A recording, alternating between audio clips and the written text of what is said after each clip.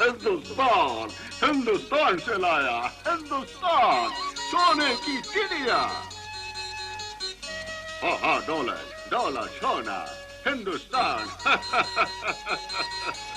भारत को सोने की चिड़िया जिस जमाने में कहते थे, वो बहुत पुराना जमाना था। अरब और ईरान के व्यापारी भारत से व्यापार करते थे। फिर वे माल लेकर यूरोप के देशों में जाते थे। इन व्यापारियों से जब यूरोप वासी सोने की चिड़िया का हाल सुनते, तो उनके मुंह में पानी आ जाता था। लेकिन उन्हें भारत पहुंचने का रास्ता नहीं मालूम था।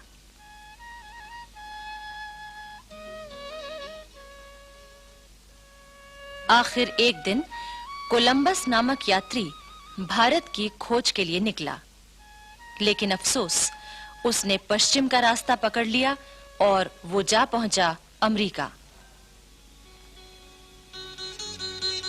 बस लगभग इन्हीं दिनों पुर्तगाल से भी एक यात्री सोने की चिड़िया खोजने चला था।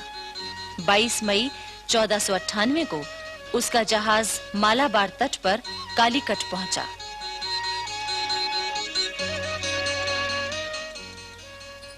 उस जहाज का कप्तान था वास्को डी गामा। अनेक मुसीबतों से जूझता हुआ वो भारत पहुंचा था।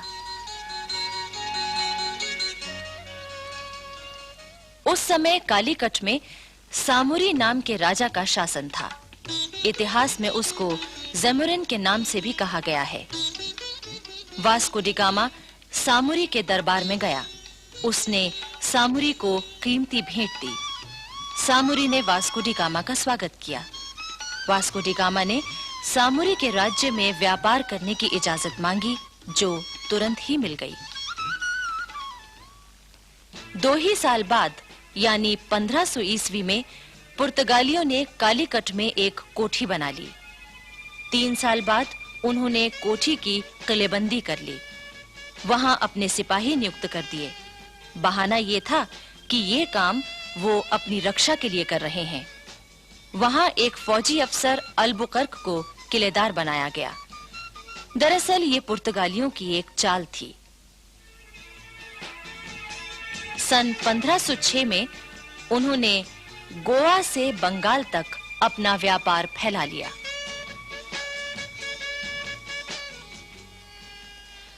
सत्रहवीं शताब्दी के प्रारंभ में हेक्टर नामक एक जहाज अंग्रेज व्यापारियों को लेकर भारत की ओर बढ़ने लगा। इन्होंने सन 1600 में महारानी एलिजाबेथ से आज्ञा लेकर एक व्यापारिक कंपनी बनाई थी, ईस्ट इंडिया कंपनी। इस हेक्टर जहाज के कप्तान हॉकिंस ने जहांगीर के दरबार में पहुंचकर सबसे पहले घुटनों के बल झुककर जमीन चूमी और बादशाह के प्रति अपना आदर प्रकट किया। इसके बाद उसने इंग्लैंड के बादशाह जेम्स प्रथम का पत्र जहांगीर को दिया। जहांगीर ने अंग्रेजों को भारत में व्यापार करने की आज्ञा दे दी। तब सन 1615 में इंग्लैंड के बादशाह ने सर थॉमस रो को मुगल दरबार में अपना पहला राजदूत बनाकर भेजा। धीरे-धीरे अंग्रेजों ने अपना व्यापार फैलाया। उन्होंने पुर्तगालियों की जड़ें कमजोर की, उनके जहाजों को लूटना शुरू कर दिया।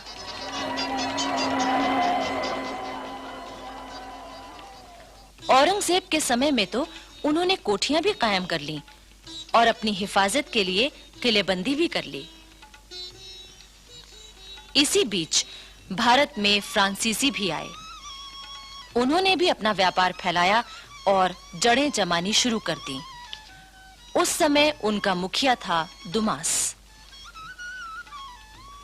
औरंगजेब की मृत्यु के बाद मराठों ने कर्नाटक पर हमला किया। फ्रांसीसी कंपनी के मुखिया ने अपने सिपाहियों के जरिए कर्नाटक के नवाब की मदद की। मराठे हार गए।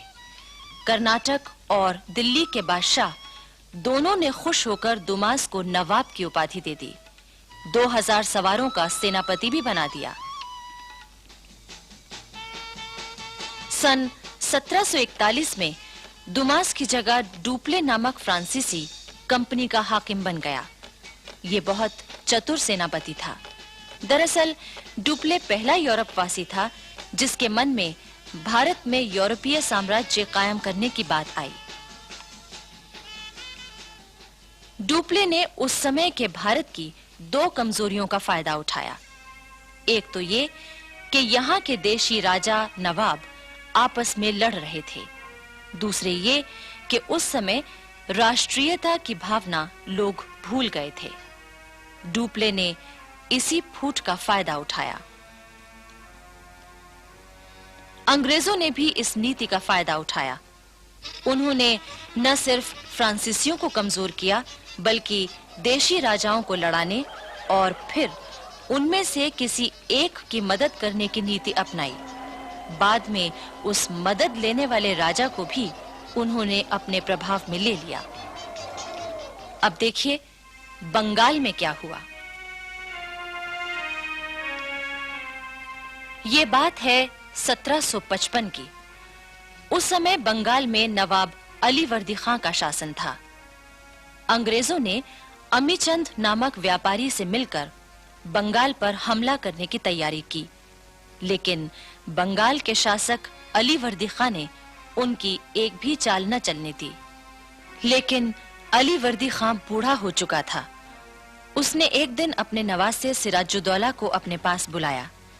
सिराजुद्दौला उस समय 24 बरस का था और वही अलीवर्दी खां का उत्तराधिकारी भी था। अलीवर्दी खां ने सिराजुद्दौला से कहा, बेटे, मुल्क के अंदर यूरोपियन कौमों की ताकत पर नजर रखना। रियासतों के घरेलू झगड़ों के बहाने इन लोगों ने मुगल शहंशाह का मुल्क और शहंशाह की रियाया का धन माल छीनकर आपस में बांट लिया है। इन तीनों यूरोपियन कौमों को एक साथ कमजोर करने का ख्याल ना करना। अंग्रेजों की ताकत बढ़ गई है। मेरे बेटे, उन्हें किले बनाने या फौजों को रखने की इजाजत ना देना। अगर तुमने ये गलती की तो मुल्क तुम्हारे हाथ से निकल जाएगा।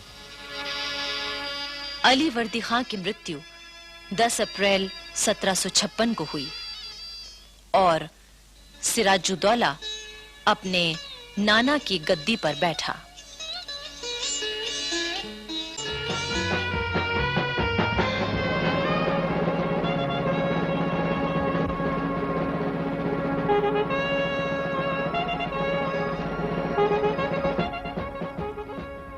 प्लासी की लड़ाई में अंग्रेजों की जीत से भारत में ब्रिटिश शासन की नींव पड़ गई।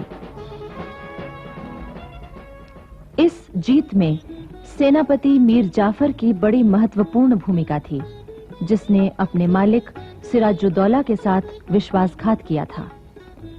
अंग्रेजों ने मीर जाफर को बंगाल का नवाब बना दिया और मुर्शिदाबाद में सिराजुद्दौला के तख्त पर वो बड़ी शान से बैठ गया। इसके बदले मीर जाफर ने कंपनी को 24 परगने की जागीरदारी सौंप दी। लेकिन मीर जाफर अपनी गद्दी पर एक दिन भी चैन से न बैठ सका। वो एक कमजोर, अयोग्य और नासमझ शासक सिद्ध हुआ। वो अंग्रेजों के हाथों की कठपुतली बनकर रह गया। क्लाइव की इच्छा के खिलाफ वो कोई काम नहीं कर सकता था। अंग्रेजों की बढ़ती हुई जातियों से तंग आकर मीर जाफर ने अपने नौजवान दामाद मीर कासिम को कलकत्ते भेजा ताकि वो अंग्रेजों से बातचीत करे और उनका दबाव कुछ कम हो जाए। लेकिन अंग्रेजों ने नई चाल चली और मीर कासिम को अपनी ओर मिला लिया। ये तय किया गया कि मीर कासिम को वजीर बनाकर उसे तमाम अधिकार दे दिए जाएं और मीर जाफर को खर्च के लिए कुछ रकम बतौर पेंशन दे दी जाए। 20 अक्टूबर 1760 को सूरज निकलने से पहले मीर जाफर का महल अंग्रेजों की फौजों ने घेर लिया। मीर जाफर को जब अंग्रेजों की नई चाल का पता चला तो वो किस तरह परेशान हुआ, इसका एक चित्र अंग्रेज इतिहासकार कर्नल मालेसन के शब्दों में। उस सुबह को बूढ़े नवाब को उस दिन की अवश्य याद होगी जब उसने प्लासी के मैदान में अंग्रेजों का साथ दिया था और अपने मालिक तथा रिश्तेदार सिराजुद्दौला के साथ विश्वासघात किया था। मीर जाफर अवश्य इस समय सोचता होगा कि यदि प्लासी में मैं अपने उस बालक रिश्तेदार के साथ वफादार रहा होता जिसने अत्यंत हसरत भरे शब्दों में मुझसे अपनी पगड़ी की लाज रखने की प्रार्थना की थी, तो मेरी हालत कितनी अच्छी होती। जिस सत्ता को मैंने इतने नीच और गलत तरीके से प्राप्त किया था, उससे मुझे क्या फायदा पहुंचा? वे लोग जिनके हाथ मैंने अपना मुल्क बेचा था, आज वे मुझे डरा रहे हैं। जो गुस्ताख विदेशी प्लासी से अब तक मुझ पर हुक्म चलाते रहे और जो अब मुझे गद्दी से उतारने की धमकी दे रहे हैं, यदि प्लासी में मैंने उनके नाश की वजह बनने का यश प्राप्त कर लिया होता तो इस समय मेरे हाथों में असली हुकूमत होती, मेरा नाम इज्जत से लिया जाता और मेरा मुल्क बच गया होता। आखिर मीर जाफर को अंग्रेजों के सामने घुटने टेकने पड़े और अंग्रेजों की नींव और मजबूत होने लगी। उन्होंने मीर कासिम से बंगाल के 3 जिले और ले लिए, साथ ही 3 करोड़ रुपए का सोना आदि वसूल किया। सन 1759 में दिल्ली की गद्दी पर मुगल बादशाह शाह आलम बैठा। अंग्रेजों ने अपनी चालों से शाह आलम को अपनी ओर मिलाने की कोशिश शुरू कर दी।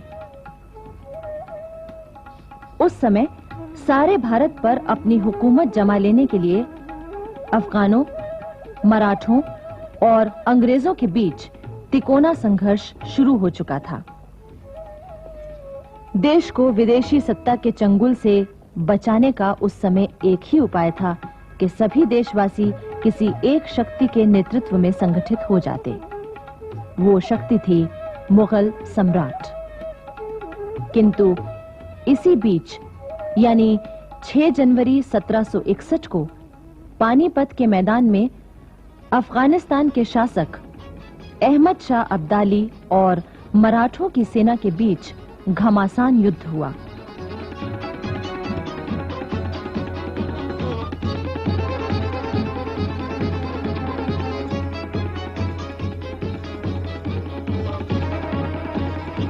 मराठे तो हार गए, पर अब्दाली को भी जीत के बावजूद काफी नुकसान उठाना पड़ा।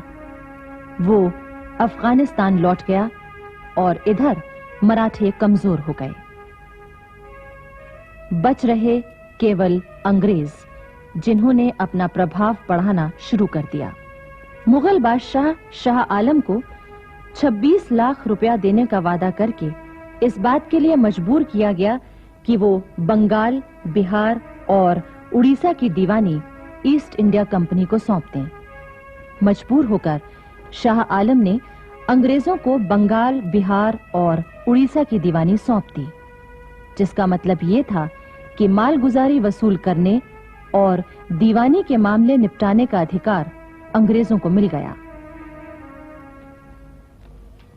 सन 1765 से 1772 तक बंगाल में अंग्रेजों का ये शासन इतना भयानक था कि उसने बंगाल को चूसकर कंकाल बना दिया। सारे बंगाल में तबाही, गरीबी, भुखमरी और अकाल फैल गए। चारों ओर मौत नजर आने लगी। सन 1772 में वॉरेन हेस्टिंग्स कंपनी का गवर्नर बनकर कलकत्ता आया। इतिहासकार कहते हैं कि क्लाइव ने देश में अंग्रेजी राज की जो बुनियाद रखी थी, वॉरेन हेस्टिंग्स ने उसे और भी पक्का किया। उसके सामने एक ही बात थी, चाहे ईमानदारी से हो या बेईमानी से, जैसे भी हो, जल्दी से जल्दी भारत की अधिक से अधिक दौलत को इंग्लैंड भेज दिया जाए। अब आइए महाराष्ट्र की ओर चलें। ईस्ट इंडिया कंपनी की बढ़ती हुई ताकत और सत्ता के लिए मराठों की ताकत आंख का कांटा बनी हुई थी। इसलिए अंग्रेजों ने एक चाल खेली। उस समय पेशवा की गद्दी पर रघुनाथ राव बैठा हुआ था। क्योंकि गद्दी का असली मालिक उसका भतीजा नारायण राव अभी नाबालिग था, अंग्रेजों ने रघुनाथ राव को युद्ध का झूठा भय दिखाकर अपनी ओर मिला लिया। इस तरह मराठा दरबार में उनका आना जाना शुरू हो गया। किंतु पेशवा के दरबार में उन दिनों एक बहुत दूरदर्शी और चतुर व्यक्ति मौजूद था, जो अंग्रेजों की सारी चालों को समझ रहा था। वो व्यक्ति था नाना फडणवीस। वो समझ रहा था कि राघोबा मराठा साम्राज्य की नींव कमजोर कर रहा है, पर राघोबा ने उसकी बात नहीं मानी। 30 अगस्त 1773 को राघोबा ने पेशवा नारायण राव की हत्या करवा दी। इस साजिश में अंग्रेजों का पूरा हाथ था। राघोबा अंग्रेजों के हाथ की कठपुतली बन चुका था। नाना फडणवीस ने मराठा राज्य को अंग्रेजों के चंगुल से बचाने की भरसक कोशिश की। इतिहासकार कहते हैं कि नाना फडणवीस ने कर्नाटक के वीर हैदर अली से मिलकर जिस तरह अंग्रेजों की चालों को नाकाम करने की कोशिश की थी, उसमें अगर उसे सफलता मिल जाती तो उस समय देश से विदेशी सत्ता का अंत हो गया होता। किंतु अपने ही लोगों ने उसे धोखा दिया। कर्नाटक के 2 वीरों की कहानी भारतीय स्वतंत्रता संग्राम के इतिहास में बड़े सम्मान से लिखी गई है। ये वीर थे हैदर अली और उसका बेटा टीपू सुल्तान। हैदर अली एक मामूली फकीर का बेटा था। हैदर अली ने बचपन से ही घुड़सवारी, निशानाबाजी, हथियार चलाना और लड़ाई के तौर तरीके सीख लिए थे। बड़ा होकर हैदर अली मैसूर की फौज में भर्ती हो गया। हैदर अली की वीरता और साहस ने कुछ ही समय में उसे मैसूर का प्रधान सेनापति बना दिया। उस समय रियासत का प्रधानमंत्री एक मराठा सरदार खांडेराव था। उसने मराठों से चुपचाप मिलकर मैसूर पर हमला करवा दिया। इस युद्ध में हैदर अली ने विजय पाई और खांडेराव के विश्वासघात का सबको पता चल गया। मैसूर के महाराजा ने प्रसन्न होकर हैदर अली को अपना प्रधानमंत्री बना लिया। उधर अंग्रेज भला ये कैसे सहन कर सकते थे कि हैदर अली की ताकत बढ़े। उन्होंने हैदर अली से छेड़छाड़ करनी शुरू कर दी। कर्नाटक के कई किले खाली करवाए गए और उन्हें जीत लिया गया। हैदर अली के बेटे फतेह अली टीपू की उम्र उस समय 18 वर्ष की थी। तब भी अपने पिता के साथ युद्ध के मैदान में वो मौजूद रहता था।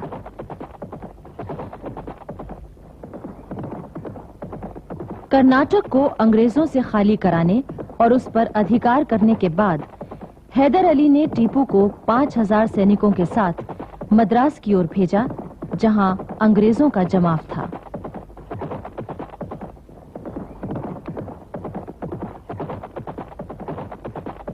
टीपू ने मद्रास के किले से 5 मील दूर सेंट थॉमस की पहाड़ी पर कब्जा कर लिया और आसपास के अंग्रेजी इलाके को अपने अधीन कर लिया।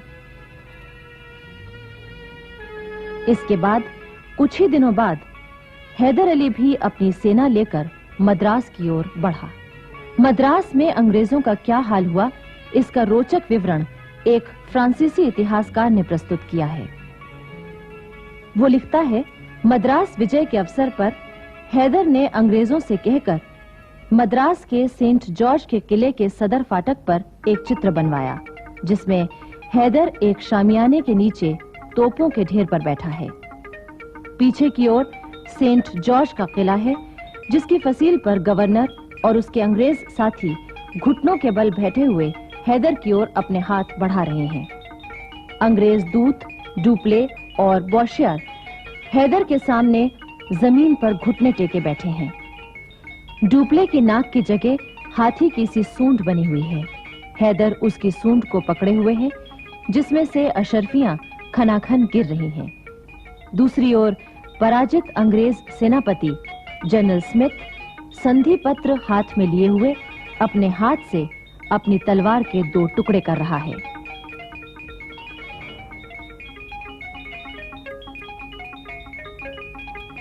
अंग्रेजों की इस हार का असर यह हुआ कि इंग्लैंड में ईस्ट इंडिया कंपनी के हिस्सों की दर गिरकर 40% रह गई। हैदर और टीपू की विजय की खबरें पहुंचते ही इंग्लैंड में कंपनी की साख गिरने लगी।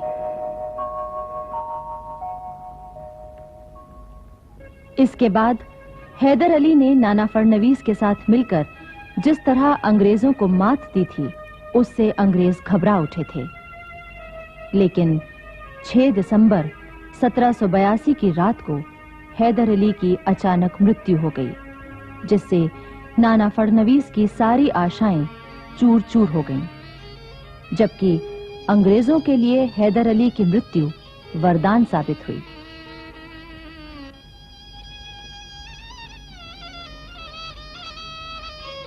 हैदर अली के बाद उसका बेटा टीपू सुल्तान कर्नाटक का शासक बना। अंग्रेजों ने उसे भी चैन से न बैठने दिया, उसको बदनाम किया, उसके साथ धोखा किया और उसे युद्ध में उलझाए रखा। लेकिन टीपू भी अंग्रेजों के लिए बड़ी दहशत था।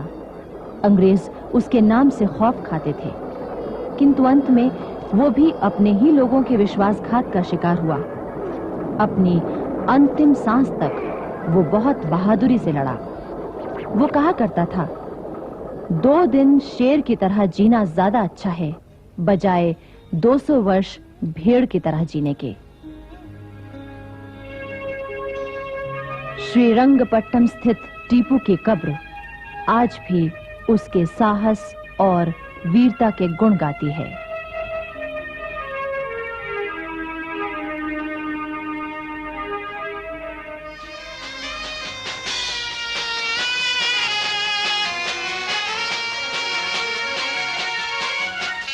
दिल्ली के बादशाह शाह आलम के समय तक अंग्रेज अपने को बादशाह की प्रजा कहा करते थे।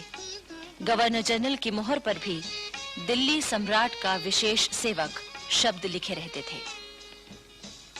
जब भी कोई अंग्रेज अफसर, चाहे वो गवर्नर जनरल ही क्यों ना हो, शाह आलम के दरबार में जाता था तो अदब के साथ खड़ा होता था और उन्हें भेंट देता था। सन 1785 में महाराजा माधोराव सिंधिया ने दिल्ली पर अपना प्रभाव जमा लिया था। मुगल सम्राट के सारे अधिकार माधोराव सिंधिया के पास आ गए थे और इसके बदले शाह आलम को केवल 6 लाख रुपया सालाना दिए जाने लगे। शाह आलम सिंधिया परिवार के व्यवहार से कितना खुश था, इसका परिचय सम्राट की एक कविता से मिलता है, जिसका अर्थ है, माधो जी सिंधिया जो मेरे जिगर का टुकड़ा और मेरा बेटा है, मेरे दुखों को दूर करने में लगा हुआ है। कंपनी के जनरल मार्क्विस वेलेस्ली ने फूट डालकर अपना काम निकालने की नीति में अब तक काफी सफलता पाई थी। यहाँ भी उसने यही किया। मुगल बादशाह शाह आलम को उसने मराठों के खिलाफ भड़काया और इस तरह दिल्ली मराठों से खाली हो गई। दिल्ली पर कंपनी की सेना का अधिकार हो गया। बादशाह शाह आलम के खर्च के लिए 12 लाख रुपए सालाना दिए जाने लगे। उधर अवध में अंग्रेजों ने नवाब वजीर अली को कैद करके बनारस भेज दिया और उसकी जगह सादत अली को नवाब बना दिया। सादत अली और अंग्रेजों के बीच चिरस्थायी दोस्ती की संधि लिखी गई, लेकिन जल्दी ही अंग्रेजों का दबाव बढ़ने लगा। सादत अली के सभी अधिकार और आमदनी के जरिए छीने जाने लगे।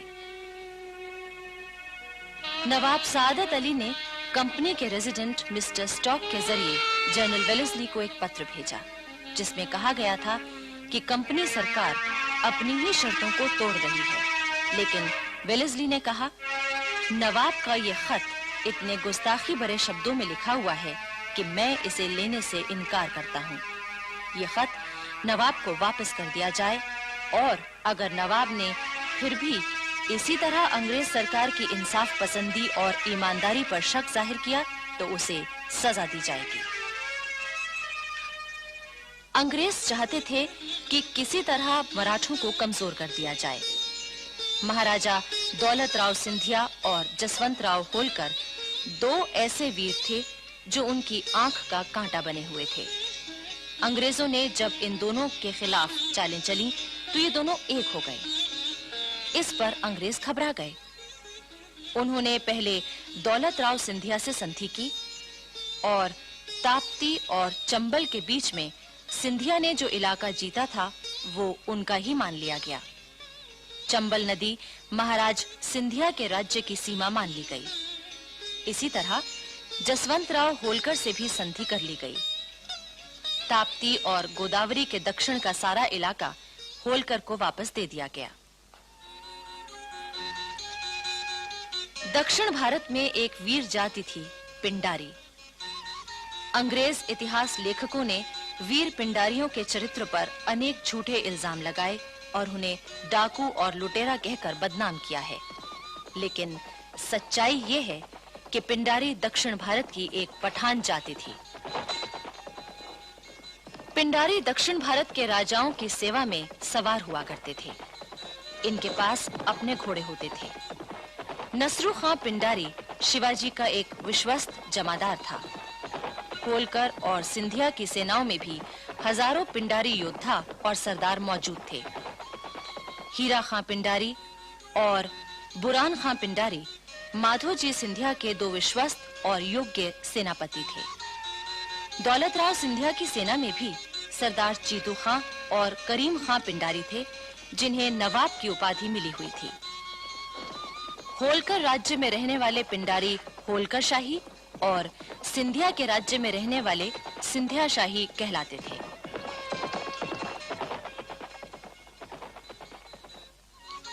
लॉर्ड हेस्टिंग्स ने मराठों की ताकत को कम करने के लिए पिंडारियों को नष्ट करने का निर्णय लिया।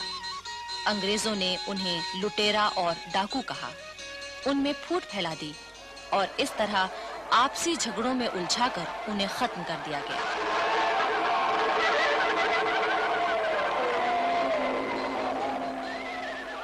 दिल्ली में शाह आलम की मृत्यु के बाद उसका बेटा अकबर शाह गद्दी पर बैठा, पर जैसी कि अंग्रेजों की नीति थी, उन्होंने उससे जो वादे किए थे उन्हें पूरा करने से वे मुकर गए। अकबर शाह ने अपनी शिकायतों को इंग्लैंड के दरबार में पहुंचाने के लिए राजा राम मोहन रॉय को भेजा, पर वहां उनकी कोई सुनवाई नहीं हुई। अंग्रेजों का प्रभाव बराबर बढ़ रहा था।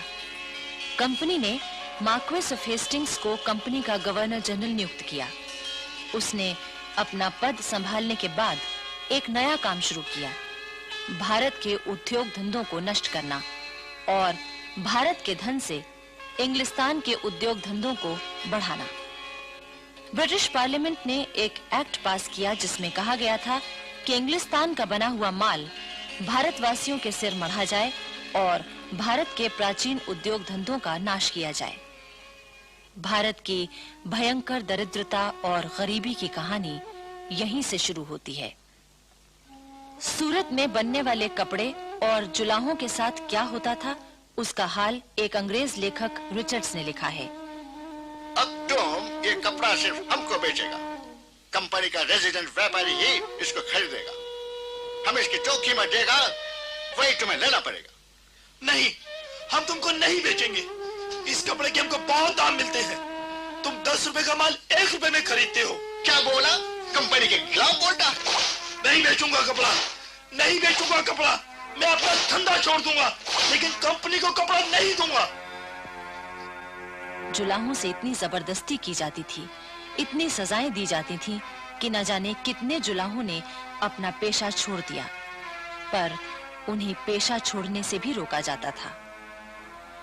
बंगाल में भी इसी तरह के जुल्म जुलाहों पर हो रहे थे, मगर वे उतना काम नहीं कर पाते थे जितना कंपनी के गुमाश्ते जबरदस्ती उन पर मर देते थे। इसीलिए उनका माल असबाब लेकर भी उसी जगह नीलाम कर दिया जाता था। कच्चे रेशम के धागे लपेटने वालों पर इतना जुल्म किया जाता था कि कई जुलाहों ने उन जुल्मों से तंग आकर हाथों के अंगूठे तक काट दिए, जिससे रेशम का धागा न बनाना पड़े। धीरे-धीरे भारत का कागज उद्योग, चीनी उद्योग, भारतीय जहाजरानी, लोहा उद्योग आदि सभी नष्ट कर दिए गए।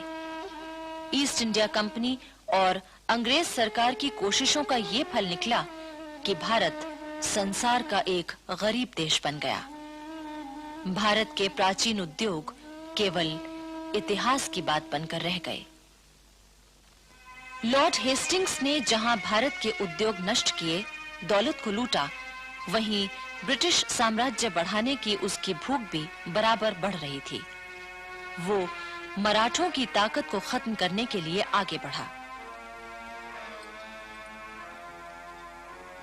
उस समय पूना में बाजीराव पेशवा का शासन था।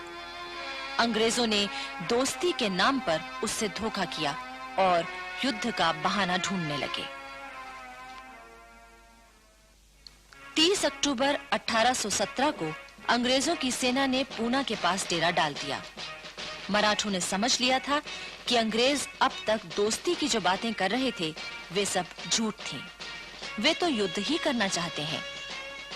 बापू गोखले पेशवा की सेना के प्रधान सेनापति थे। वे एक अत्यंत देशभक्त, युद्ध कुशल और वीर सेनापति थे। 5 नवंबर 1817 को खड़की के पास मराठों और अंग्रेजों की सेनाओं के बीच युद्ध शुरू हुआ, लेकिन बालाजी पंतनाथ और यशवंतराव घोरपड़े जैसे विश्वासघातियों के सामने बापू गोखले की सेना कहां टिकने वाली थी। बापू गोखले अंत समय तक अंग्रेजों से मुकाबला करते रहे और वीर गति को प्राप्त हुए।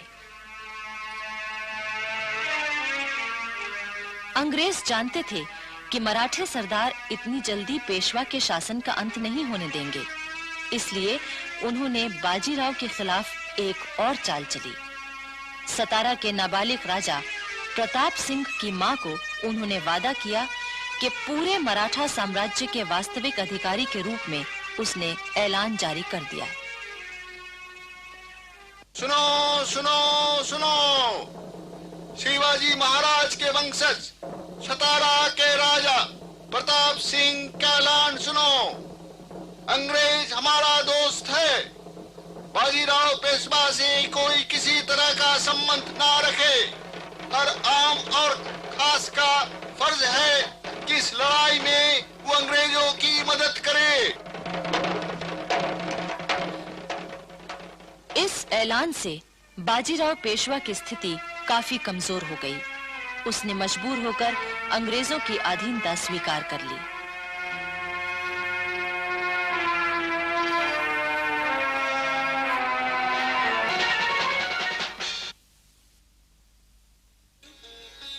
दिल्ली में सम्राट अकबर शाह ने बहुत कोशिश की कि उसको खर्च की रकम ज्यादा दी जाए, लेकिन अंग्रेज उसे इसके बदले नीचा दिखाने की कोशिश करते रहे। वे अकबर शाह का अपमान करने लगे। इससे अकबर शाह और उसके साथियों में अंग्रेजों के लिए नफरत बढ़ने लगी। सन 1837 में अकबर शाह की मृत्यु हो गई। उसका बेटा बहादुर शाह अपने पिता के सिंहासन पर बैठा। सम्राट बहादुर शाह ने भी अपने खर्च की रकम को बढ़ाना चाहा, लेकिन उसे जवाब मिला, अगर आप अपने बचे खुचे अधिकार कंपनी को सौंपते तो आपके खर्च की रकम बढ़ा दी जाएगी। लेकिन बहादुर शाह ने इसे नहीं माना। इससे जहां बहादुर शाह के दिल में अंग्रेजों के प्रति नफरत बढ़ी, वहीं अंग्रेज इस कोशिश में लग गए कि किसी तरह दिल्ली की बादशाहत को ही क्यों न खत्म कर दिया जाए। बहादुर शाह ने यह भी चाहा कि बेगम जीनत महल के पुत्र जवां बख्त को युवराज नियुक्त कर दिया जाए। बेगम जीनत महल एक योग्य बेगम थी। उनमें संगठन शक्ति बड़ी जबरदस्त थी, इसलिए अंग्रेज उनसे घबराते थे और उनकी कोई बात मानने के लिए तैयार न थे। जाहिर है कि बेगम जीनत महल के शहजादे जवां बख्त को वो कैसे युवराज बनने देते। बादशाह बहादुर शाह ने अपने शहजादों के दस्तखतों से अंग्रेजों को खत भिजवाया कि वे चाहते हैं कि शहजादे जवां बख्त को युवराज बना दिया जाए। इस पर अंग्रेजों ने एक नई चाल खेली। उन्होंने एक शहजादे मिर्जा कोयाश को अपनी ओर मिला लिया।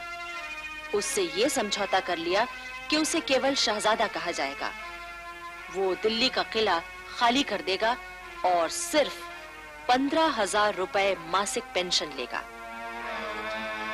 अंग्रेजों ने सन 1856 में बहादुर शाह को भेंट और नजर देना बंद कर दिया। उन्होंने गवर्नर जनरल की मुहर पर से दिल्ली सम्राट का विशेष सेवक शब्द निकाल दिए। बादशाह की खुलेआम उपेक्षा होने लगी। कंपनी का जो सिक्का बादशाह के नाम पर ढाला जाता था वो भी बंद कर दिया गया। बहादुर शाह के साथ होने वाले इस दुर्व्यवहार का फल ये हुआ कि बहादुर शाह और दिल्ली की जनता में विद्रोह की चिंगारी भड़क उठी। इसी चिंगारी ने 1857 में ज्वालाओं का रूप ले लिया था। 1857, जबकि भारतीय स्वतंत्रता संग्राम शुरू हुआ। लेकिन ये संग्राम किसी एक घटना का परिणाम न था, बल्कि भारत में ब्रिटिश साम्राज्य के बढ़ते हुए प्रभाव और अंग्रेजों द्वारा किए जा रहे जुल्मों का फल था। एक ओर दिल्ली के सम्राट बहादुर शाह जफर के मन में अंग्रेजों के प्रति घोर घृणा बैठ चुकी थी, तो दूसरी तरफ वो हर समय इसी चिंता में डूबे रहने लगे कि किस प्रकार मुल्क से अंग्रेजों को निकाला जाए। उधर अवध में नवाब वाजिद अली शाह का शासन समाप्त करने के लिए अंग्रेजों ने वाजिद अली शाह को बहुत बदनाम किया। सच तो यह है कि वाजिद अली शाह ने गद्दी पर बैठते ही सेना को सुधारने के लिए बड़े कड़े नियम बनाए थे। वे रोज सवेरे अपनी सेना से कवायद करवाते थे और खुद भी घोड़े पर मौजूद रहते थे। कंपनी के अफसरों को नवाब की हरकतें भला कैसे पसंद आती? लॉर्ड डलहौजी की आज्ञा से लखनऊ का रेजिडेंट आउटरम वाजिद अली शाह से मिलने आया है। नवाब साहब, कंपनी के गवर्नर जनरल लॉर्ड डलहौजी चाहते हैं कि आप इस कागज पर दस्तखत कर दें। क्या लिखा है इसमें? आप खुद पढ़ लीजिए। मैं वाजिद अली शाह खुशी से अपनी सल्तनत कंपनी को देने के लिए राजी हूँ। नहीं नहीं नहीं नहीं, हरगिज़ नहीं। आपका भलाई इसी में है कि आप दस्तखत कर दें। कंपनी सरकार से झगड़ा करना अच्छा नहीं। ले जाइए इसे और कंपनी सरकार को हमारा फैसला सुना दीजिए। 3 दिन बाद कंपनी की सेना लखनऊ के महल में जबरदस्ती घुस गई। महलों को लूटा गया, बेगमों का अपमान किया गया। वाजिद अली शाह को कैद करके कलकत्ते भेज दिया गया और पूरे अवध पर कंपनी का कब्जा हो गया।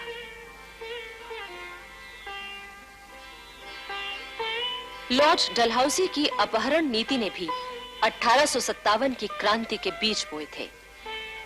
डलहौजी ने भारतीय नरेशों पर यह पाबंदी लगाई थी कि अगर उनके अपना पुत्र न हो तो वे कंपनी की मंजूरी के बिना किसी को गोद लेकर राज्य का उत्तराधिकारी नहीं बना सकते। अपनी इस नीति के जरिए डलहौजी ने किसी न किसी बहाने से बहुत सी रियासतों को कंपनी के अधिकार में ले लिया था।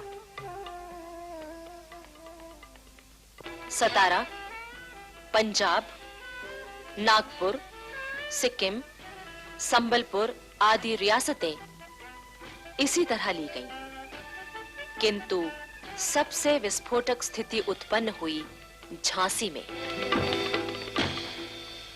झांसी के राजा गंगाधर राव की मृत्यु 21 नवंबर 1853 को हुई। मृत्यु से पहले उन्होंने अपने ही कुल के एक बालक दामोदर राव को गोद लिया था और कंपनी को इसकी सूचना दी थी। लेकिन लॉर्ड डलहौजी तो झांसी को हड़पना चाहता था।